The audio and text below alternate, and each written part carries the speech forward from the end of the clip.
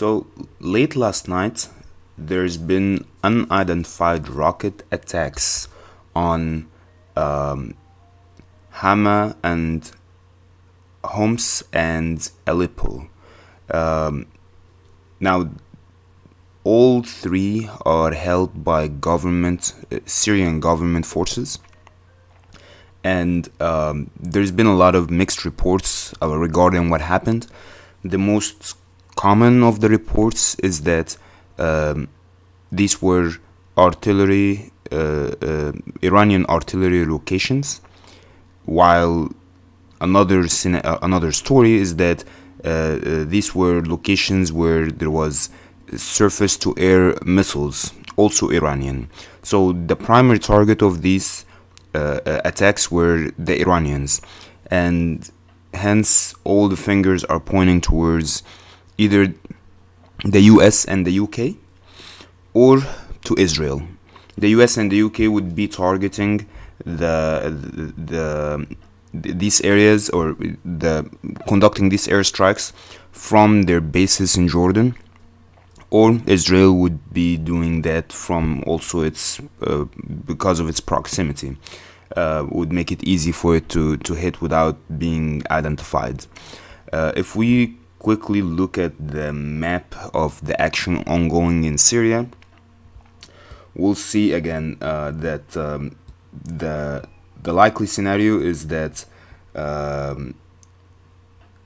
the US hit or made the attack from Jordan, somewhere around here, or Israel would have made the attack from Israel itself. The areas that were targeted specifically were right there, Hama, as you can see. So there's the reports about the 200 surface-to-air missiles that have been destroyed because of these rocket attacks, and that's what was told by an official that did not want to be identified. The official belongs to the coalition of Russia, Iran, and Syria. So it's actually someone who's on the other side who's saying that this is what happens. Furthermore, Homs also have been hit. Homs is down there, and you can notice that the red right here is the Syrian government and the Iranians, while the green is the rebel-held areas. Okay, so most of these attacks, most of these bombardments are happening by the Syrian regime, while we look over there and see that there are attacks that are happening inside the Syrian regime's area, and those are the ones that we're talking about. It is interesting that it obviously is something that is meant to support the rebels encircled in this area, because the two major city centers or two major urban centers in this area are Homs and Hama, right? And so we can see clearly that these areas are targeted in support of the rebels that are encircled in this tiny little land right here.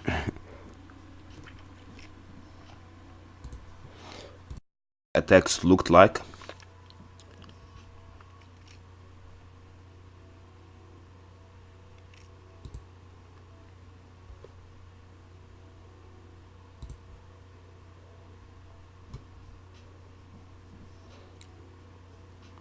Major explosions, and the reason that the explosion is even bigger than you would imagine is because it was targeting weapons cache.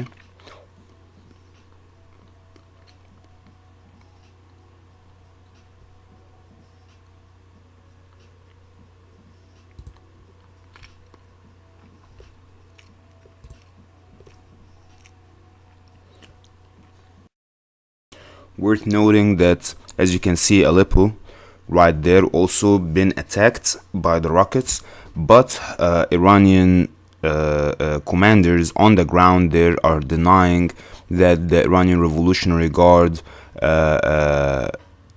base in Aleppo was targeted, but he did not deny the attack on Hama. Of course, the Syrian state media and the Iranians are saying there is no casualties, there are no attacks. Generally speaking, they denied all of it.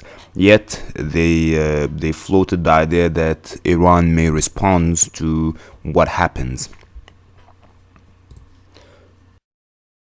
Now, it is worth noting that there's some noise coming from Israel's side, and I don't mean to insult by saying noise, just saying that there is kind of like a hype going on there, where Netanyahu is saying there is significant development that he is going to announce on regarding the Iranian nuclear deal. He says other sources said there is intelligence on the Iranian nuclear program. It's hard to tell, but the entire Israeli media is hyped about this, and supposedly it's gonna be something that will be announced very soon. Also, Israel has outlined the specific things that they will attack Iran for if it happens. Number one, if Iran is seen arming Hezbollah, the Lebanese militia that is causing headache to Israel on its northern borders. Number two, building any air base or naval ports in Syria. And number three, being fired at directly by Iran. In these three situations, Israel will be targeting Iran. And so we can assume that the reason they targeted Iran recently is because they see a number of bases being built and stacked up with weapons.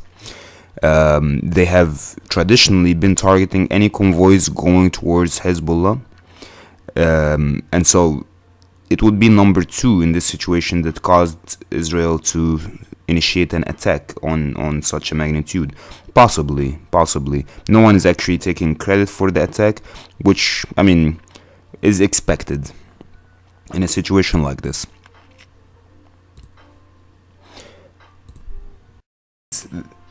Today, the French President Emmanuel Macron and the Supreme Leader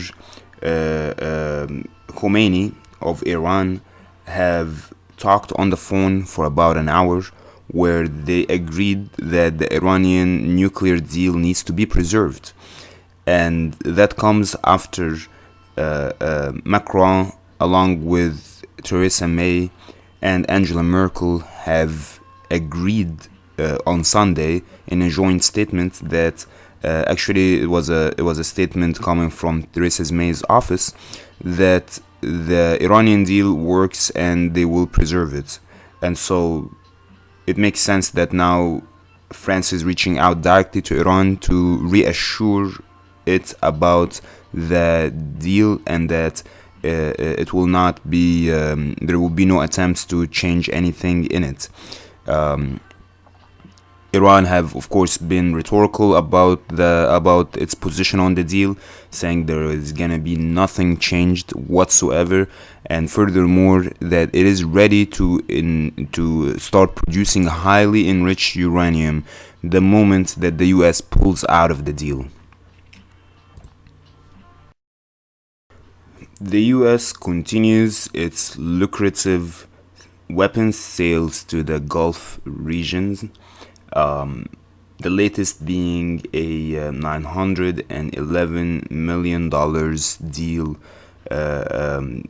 to Bahrain, where it will be selling a attack helicopter called AH-12, and it actually AH-1Z, my bad, and it will be selling 12 of those. And this is how this one looks like. It's one of the most advanced attack helicopters in the world flying currently, and the deal also includes training personnel and engines, maintenance, variety of things. it's a package, if you will.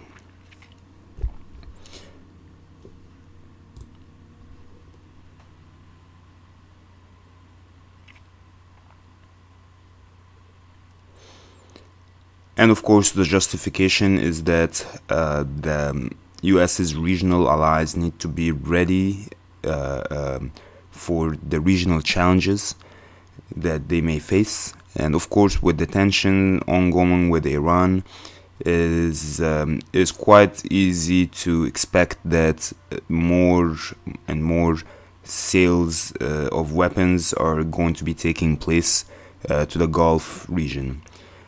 Something to note about these sales is, or these advanced weapons, is that if you do not have the trained personnel for them, the weapons are really extremely useless. It's only enough to look at what is happening with the Saudis and their attack on Yemen. Advanced aircrafts, but indiscriminate bombarding. Advanced tanks, but they're easily defeated by the Houthi rebels that targeted with simple and cheap anti-tank missiles. It really is crucial that the soldiers on the ground are actually trained. There's been a lot of criticisms for the readiness and the training of the Saudi soldiers, and it's one of the main contributors to the Saudis' prolonged war in Yemen, where they are fighting basically militias that are very ill-equipped, yet with all the Saudi weapons capabilities that have been imported directly from the US, they're not able to defeat not a simple militia, but relatively an underdog militia, really. I mean, we're not talking Hezbollah, right? Like, we're not talking Boko Haram. We're not talking an extremely advanced or a strong militia in that sense. They're armed with simple weapons, and they're yet causing huge casualties to the Saudis. And since we're on the topic, interestingly enough, the European Parliament Human Rights Delegation was birthed from entering Bahrain. Similar thing happened to Danish legislators and activists, human rights activists, a couple of actually beginning of this month. It seems like Bahrain has something to hide, if you will. The reason that was given is technical reasons, very convincing. But of course, will that stop the flow of weapons to them? Hell no. Let's not kid ourselves. It doesn't work that way. Iraq is using a new electronic system for the elections coming up in May. It's pretty impressive, pretty cool, because guess what? Less suicide attacks on election booths. You look at what's happening in Afghanistan, and imagine if Afghanistan was able to use electronic voting, then really there wouldn't be no people on the streets that ISIS or Taliban could target. Furthermore, it prevents the fraudulent behavior. It ensures that everyone is able to agree on the results without accusing others of manipulating anything. So good step in the right direction, and it seems like it's gonna be eventually a necessity more than a luxury to be able to vote online, that is. After his phone call with Rouhani, President Macron went ahead and called Vladimir Putin. It seems like Macron is the new leader of the free world, or what? It is quite impressive. He's reaching out to the enemy. He's reaching out across the dividing line, across the aisle, if you will. It is quite impressive. He's not really getting them to compromise on anything. merely saying that yes, we are gonna preserve the Iranian deal and everything is fine. I reassure you. I'm not really sure if there's a purpose behind all this reaching out. It could be that he is doing that because he knows somehow that Trump will pull out of the deal, potentially, especially when he sees the type of hawkish advisors that are surrounding Trump right now. But let's see what his efforts result in the way that what happens if the U.S. indeed pulls out, and France and Germany and UK are still committed to the deal. What will happen at that point? What will be the Iranian response? Because at that point you got half of, well, not half, but you got some breaking the deal while others are committed to the deal. It is a dilemma. In Israel, the Supreme Court is looking into the legality of using live ammunition against civilians. For example, civilians in protests.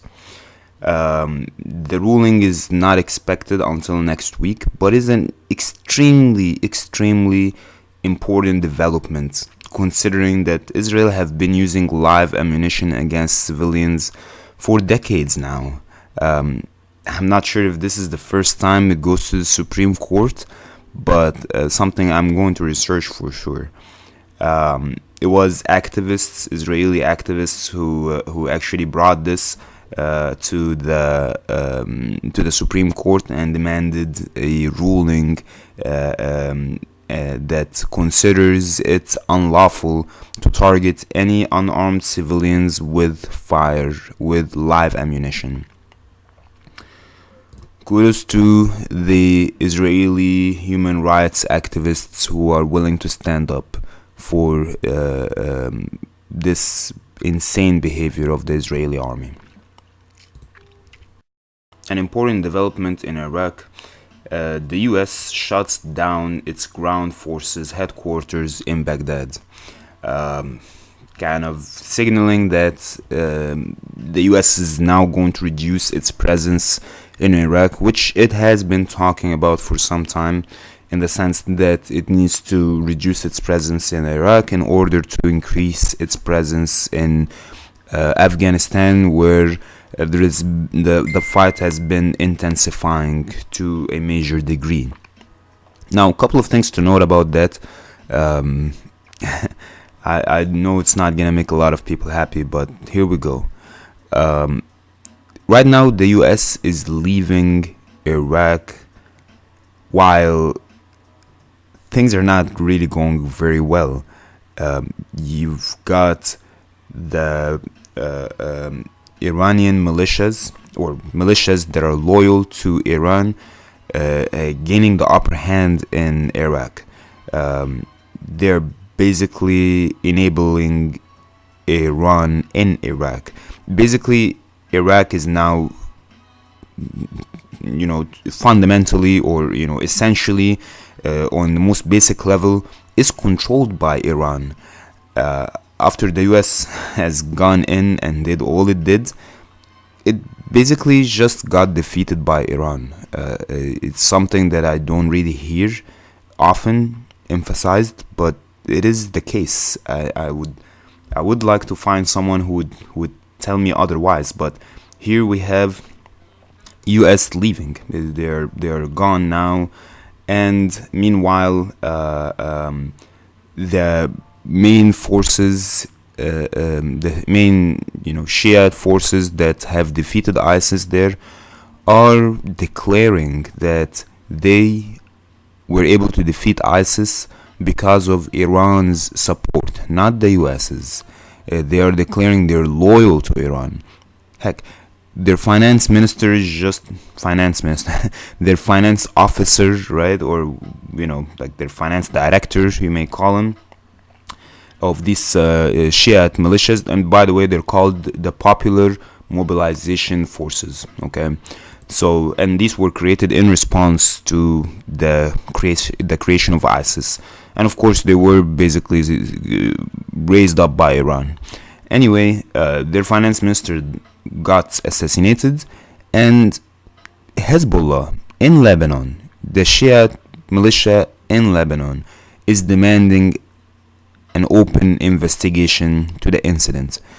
It is already happening. The Shia militias that are controlled by Iran from Lebanon all the way to Iraq are collaborating, are supporting each other. Um, yes, you want Iran to, I mean, the US wants Iran to reduce its influence and its its hegemony over the region. Yet it literally enabled Iran in magnificent ways to have full control over Iraq. It's mind blowing how no one is talking about this. But you will see. I mean, the days will show how Iraq will just be another Lebanon, if you will. In Lebanon, the strongest military group that exists right now is Hezbollah. It's even stronger than the Lebanese army, right?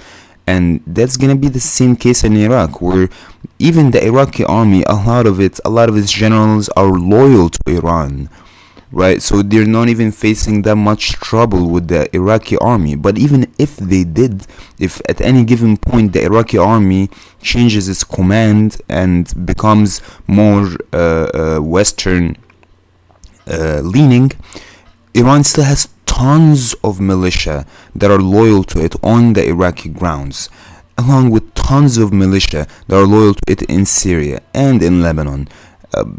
Iraq was the missing piece that Iran had its eyes on for the longest time ever, and would have not been able to do anything until the US gladly, gracefully, heroically, if you will, invaded Iraq and delivered Iraq to Iran on a silver plate. Finally, a little bit about the Comey-Trump situation, if you will. I do not like to talk about this until something substantial have been found or have been concluded, but at least I will talk about this one just purely out of the fact that there has been a report finalized by the House Intelligence Committee. The House Intelligence Committee did not find anything that points to any sort of collusion whatsoever between Trump and the Russians. Comey came out and said that this report wrecked the House Intelligence Panel, as in destroyed its credibility, is probably what he's saying. He's calling it a political document, and so in that sense he's questioning the credibility of the committee, and that's he stopped right there. It is too early to say what does that mean. What does it mean if Mueller, for example, finds evidence for collusion? How will that make the committee look? And does this mean that we need to conduct a third investigation? Probably not. But it is something to note that the House Intelligence Committee is dominated by the Republicans, and it does seem like it is a reasonable assumption to think that they would be biased, but it is also reasonable to think, to give them the benefit of the doubt and to assume that they did their best in finding the truth. And so we will say that here is an initial report. Here is an initial result of an investigation into the Russian collusion, and we'll see where we go from there.